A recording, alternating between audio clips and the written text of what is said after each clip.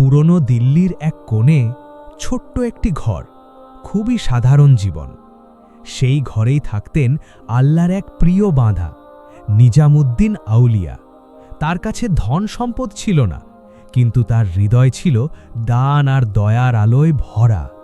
তিনি সবসময় বলতেন, যে দরজায় কেউ খালি হাতে ফিরে যায় সে দরজা আল্লাহর কাছে প্রিয় না। একদিন সারা দিন কেটে গেল, ঘরে খাবার নেই, চুলা জ্বলেনি। তার সাথীরা বসে আছে, ক্ষুধায় কষ্ট পাচ্ছে।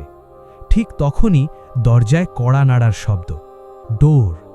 একজন গরিব মানুষ দাঁড়িয়ে, চোখে অসহায়তা।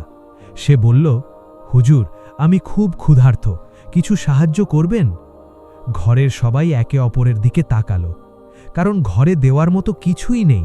এখন কি করবেন?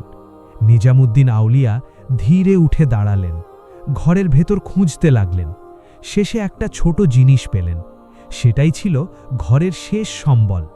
তিনি সেটাও নিয়ে এসে হাসি মুখে গরিব লোকটির হাতে দিয়ে দিলেন।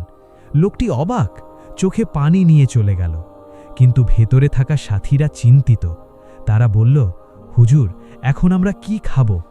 নিজামুদ্দিন আউলিয়া শান্তভাবে হাসলেন। তিনি বললেন, আল্লাহর পথে যা দাও তা কখনো কমে না। আল্লাহ নিজেই ব্যবস্থা করবেন। সময় খুব বেশি যায়নি, হঠাৎ আবার দরজায় কড়া নাড়ল। ডোর। একজন মানুষ অনেক খাবার নিয়ে হাজির হলো। সে বলল, এগুলো আপনাদের জন্য পাঠানো হয়েছে। সবাই অবাক হয়ে গেল। যেখানে কিছুই ছিল না, সেখানে আল্লাহর পক্ষ থেকে এত রিজিক এসে গেল।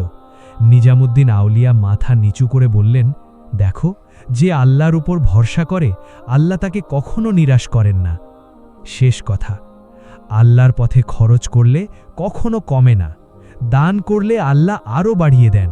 ভরসা রাখলে আল্লাহ নিজেই ব্যবস্থা করেন।